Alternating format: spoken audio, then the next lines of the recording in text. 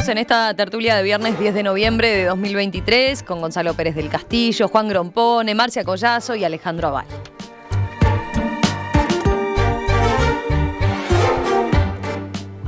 La Intendencia de Montevideo presentó el miércoles las actividades para conmemorar los 300 años de la fundación de la capital, que se cumplen el año que viene. Uno, dos. Porque yo nomás canto la primera. Después garroneo. Bueno, chicos, vamos. Vamos arriba.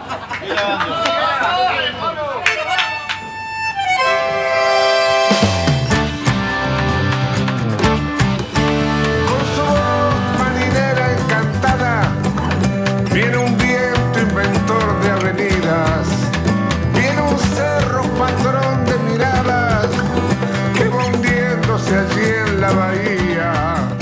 Los festejos por los 300 años de Montevideo comenzarán el 19 y 20 de enero con una fiesta inaugural que incluirá espectáculos musicales en el Cerro y en 18 de julio.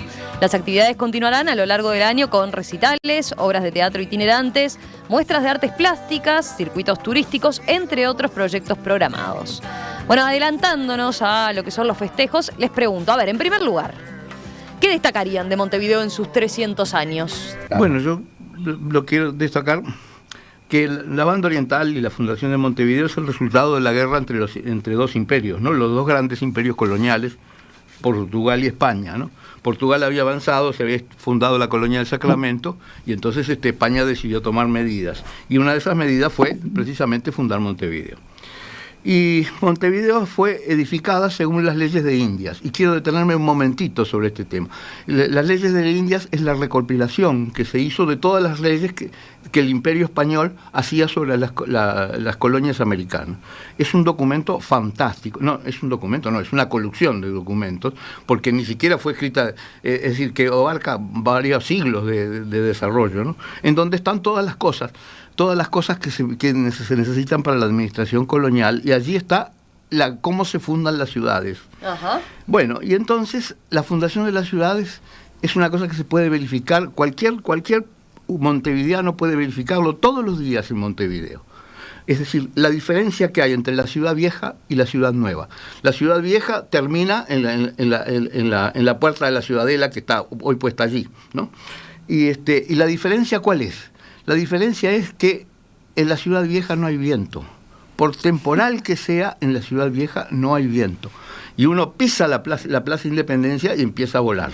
Mira, tenemos para constatarlo acá cerquita. ¿Y por qué? ¿No? ¿Y por a qué? ver, ¿por qué? ¿Cuál es la explicación? Por un detalle que decían que las ciudades hay que fundarlas cortando los vientos principales.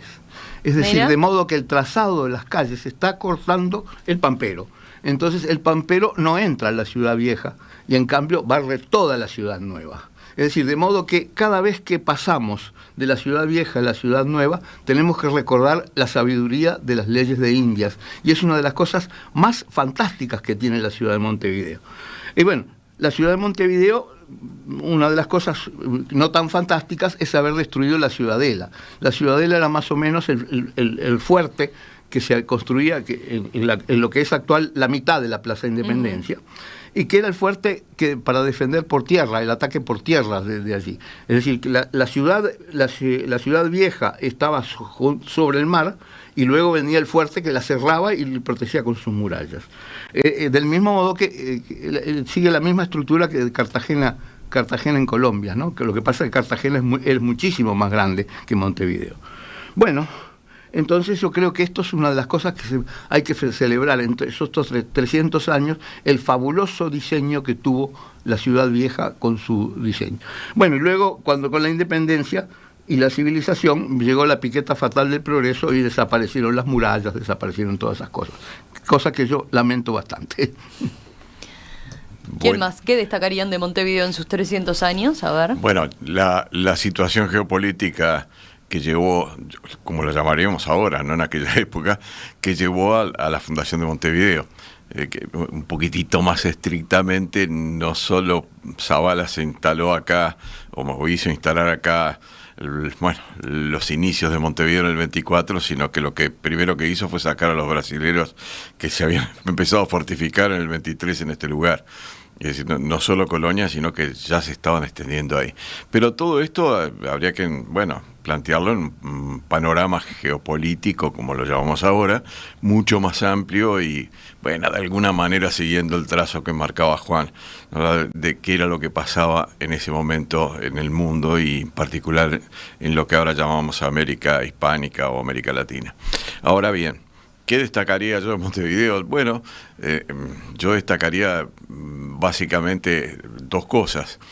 Por un lado, destacaría edificios emblemáticos, ¿no verdad? Desde el comienzo hasta ahora. Y edificios emblemáticos como, bueno, la Catedral de Montevideo, el Cabildo de Montevideo, la Fortaleza del Cerro, una cantidad, y más nuevos ya, como el Palacio Legislativo del año 25, el Palacio Salvo, que se comenzó a construir hace exactamente 100 años, en el 23. Acá lo tenemos acá enfrente, y otra serie de edificios que fueron marcando pautas de lo que iba a ser o de lo que fue siendo Montevideo.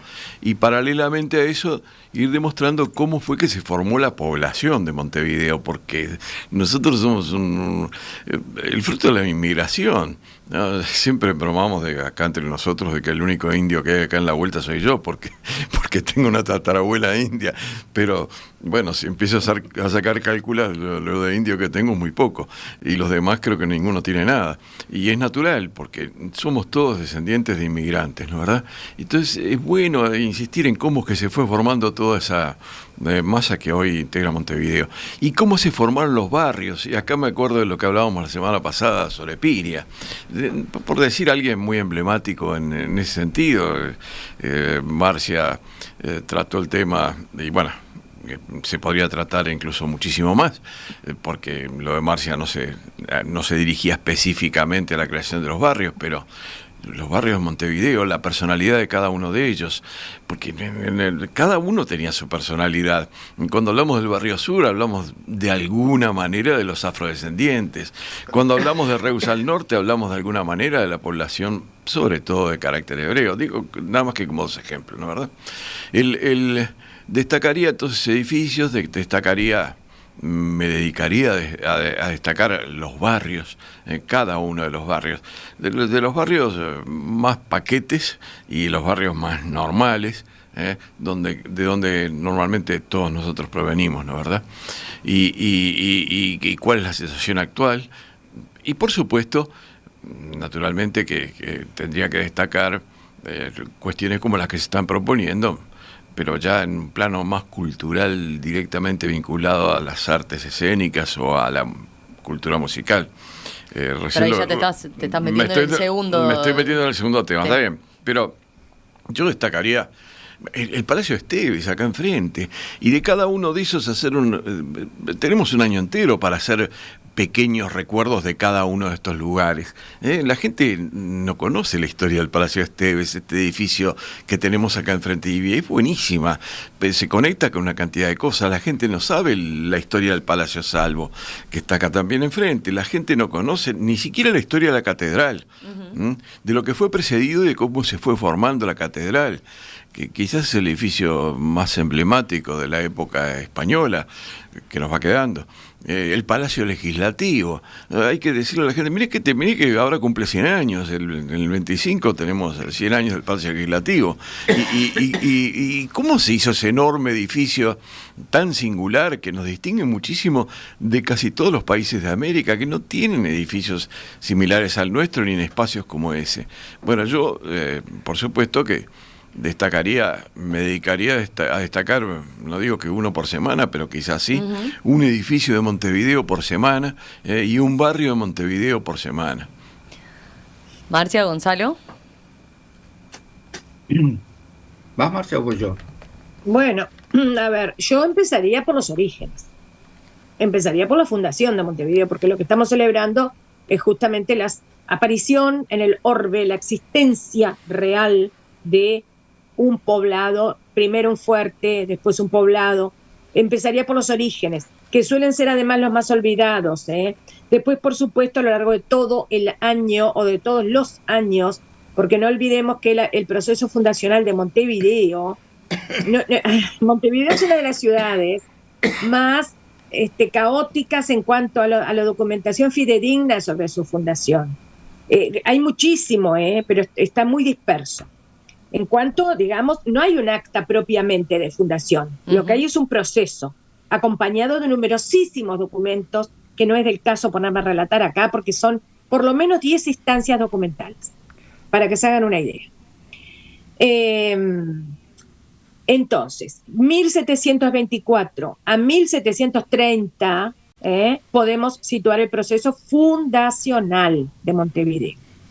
Quiere decir que ahí tendríamos ya para entretenernos y no para ilustrar a la población, porque no me gusta ese término, pero sí para interactuar con la población, ¿no? Para hacer jugar la memoria histórica. Por supuesto no hay ningún testigo vivo de ese entonces, pero no importa, podemos recrear la memoria histórica, aunque más no sea de lo que hemos aprendido en nuestros hogares, en la escuela, en el liceo y en diferentes otras instancias, sobre lo que es la fundación. Ahora, yo quisiera resaltar 3 cositas sobre la fundación. Primero que nada, es la historia de una ciudad que no nació en medio de cuantiosas riquezas.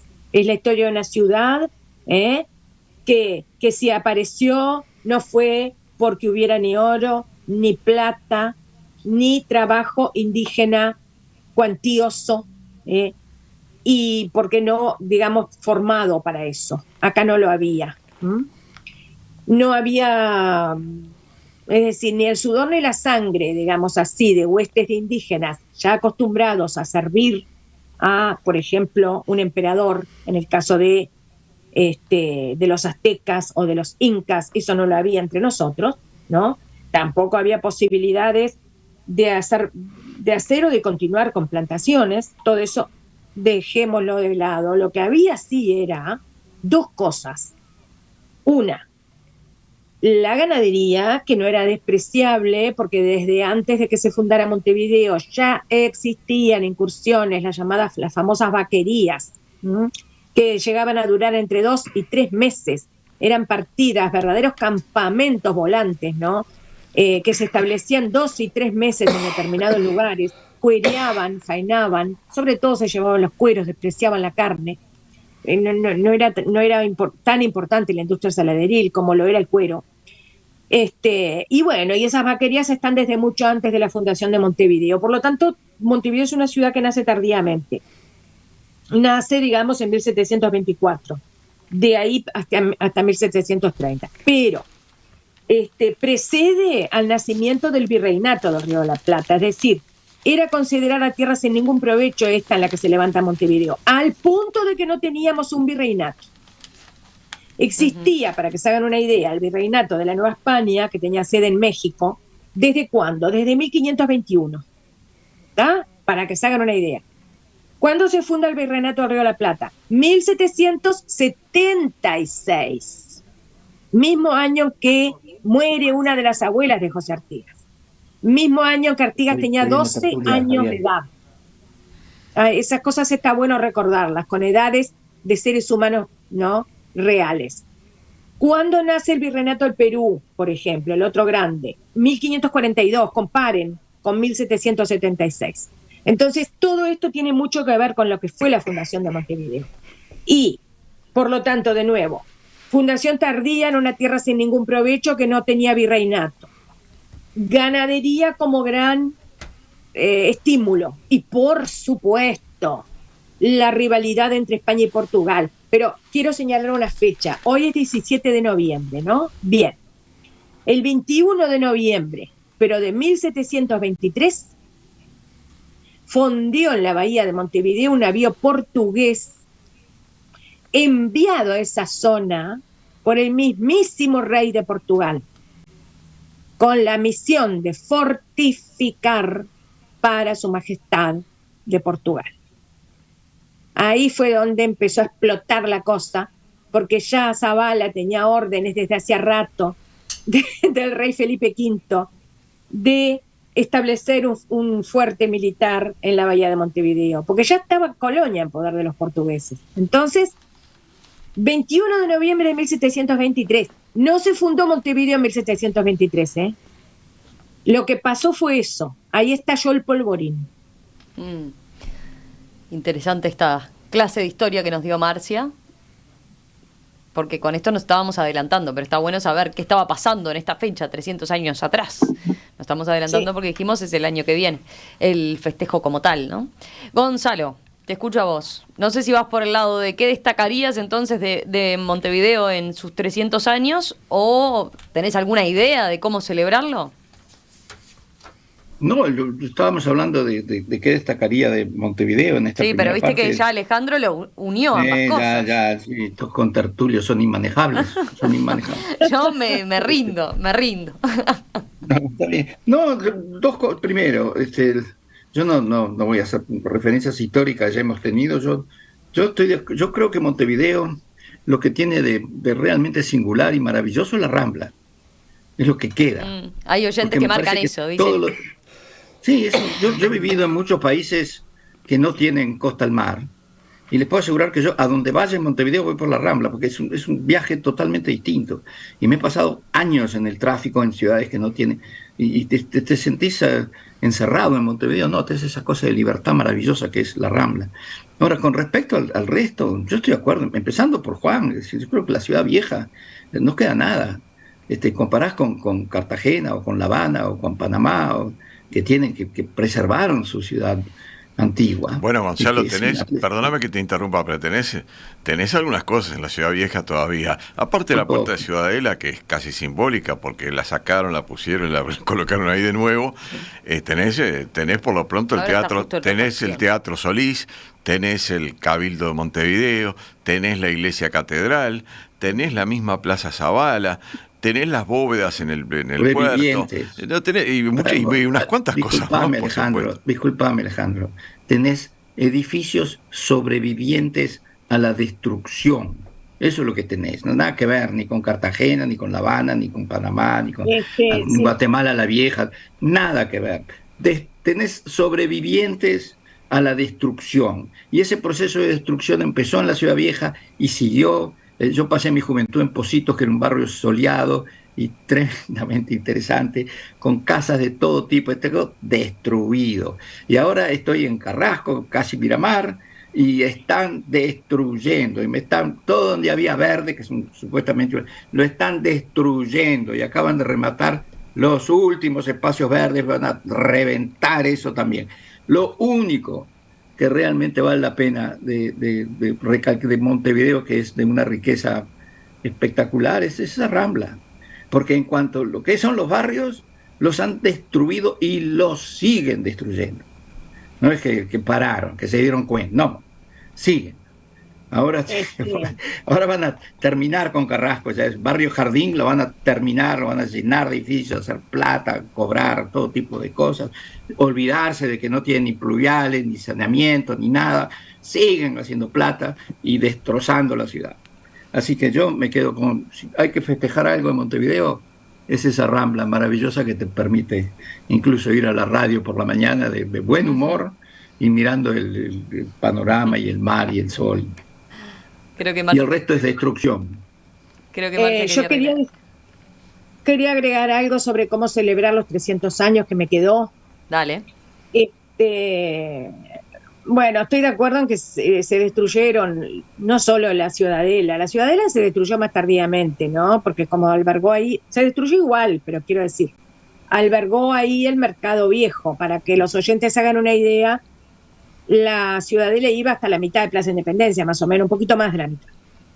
Pero no la abarcaba por completo, lo que hoy es la Plaza Independencia. Bueno, yo lo que haría sería recrear de manera virtual la ciudadela de Montevideo y por lo menos una parte de las murallas. Ajá. De manera virtual. Bien, interesante. Virtual, sí, viste cuando te hacen como unas barreras tipo hologramas. Uh-huh. Y vos ves todo eso. Bueno, para mí sería maravilloso que se hiciera por lo menos algo. Hay una maqueta. Y que vos pudieras, sí, bueno, pero digo, claro, ver el proceso. Yo he visto el proceso de levantarlo en holograma. Uh-huh. He visto levantar un circo romano en Europa en holograma. Entonces, bueno, creo que se puede, ¿no? Otra cosa que creo que sería interesante sería hacer cortos con actores que con reconstrucción de época, que la verdad es que con muy poca plata, pero con ganas y con imaginación se podrían hacer. Para recrear, por ejemplo, lo que, no sé, se me ocurre, lo que puede haber sido el reclutamiento de gente que tuvo que hacer Zabala en Buenos Aires porque no quería venir nadie para acá. Y al final los que vinieron fueron el clan de los Carrasco. 34 personas conformaban el clan familiar de los Carrasco. Uno de los del clan, casado con una Carrasco, era Juan Antonio Artigas, el abuelo de José Artigas. ¿Está? Se podría juntar a 34 personas, 35 con Zabala, y bueno, y hacer ahí un corto de liberar, yo voy, yo no voy, voy porque sí, porque tal cosa por tal otra, porque me ofrece la corona tal cosa, tal otra, bueno. ¿Zabala era soltero, Marcia? ¿O vino con mujer? Así. No, Zabala tuvo hijos por fuera del matrimonio. Mirá vos. Sí. Después, y otra cosa que haría sería charlas históricas participativas, ¿no? Uh-huh. Que incluyeran recorridos y guías en diferentes sitios e instancias. Y ahí también, bueno, podemos ampliar el espectro temporal, por supuesto, ya podemos salirnos de la fundación, nos podemos ir a... Pero claro, es infinito esto, hay que hacerlo con método, porque también tendríamos que recordar la herencia canaria. Los dos grandes navíos, los dos grandes aportes poblacionales de la herencia canaria, y que viven nosotros, en 1000 cosas. Yo qué sé, es un tema infinito, pero con método y con ganas lo podemos hacer. Hay buenas ideas entonces, Hay buenas ideas, hay oyentes que apoyan también, Alejandro, la idea que tiraste vos, de destacar, ir destacando por semana un barrio, un edificio. Hay quien dice, por ejemplo, en este caso María, dice, se debería reeditar la guía de Ciudad Vieja que Mariano Arana elaboró junto al grupo de estudios urbanos, donde destaca edificios salvados de la destrucción. Y Daniela apunta a Gonzalo, dice, Gonzalo, date una vuelta por el Prado o el Botánico, dice, para que te reencuentres con la ciudad ahí. También. No te queda bien para el pasaje. Para venir a la radio, ahí no hay chance, pero voy por la Rambla que... igual, voy por la Rambla, pero igual, digo, esos son barrios abandonados, esos no fueron destruidos porque la población se fue, o porque la mayor parte o la población cambió, pero los lugares que fueron comerciales fueron destruidos. El Prado se salvó por eso, porque había apetito comercial atrás de esos lugares, lamentablemente. No fue por ningún mérito de planificación urbana que se salvaron de esos barrios. Se salvaron porque no había apetito para esos terrenos. Un montón de ideas han aparecido. Alfonso dice que en el ascensor del nuevo World Trade Center en Manhattan hay pantallas que recrean el avance de la ciudad y la vista que tendrías desde ese punto, donde está el edificio, a medida que se sube. Después Jorge apunta que otra capital del mundo tiene 15 kilómetros de playas panorámicas aptas para baño, para la urbanización salvaje, además con un mirador excepcional como mi Plaza Virgilio, dice él. Hay varias ideas. Laura dice, propongo financiar cine histórico turístico del Uruguay. Y hay más, después las recopilamos en todo caso y dejamos estos apuntes porque este tema va a seguir. Seguramente el año que viene nos volvamos a ocupar porque ahí es cuando se cumplen entonces estos 300 años y habrá que festejarlo de distintas maneras también acá en la tertulia.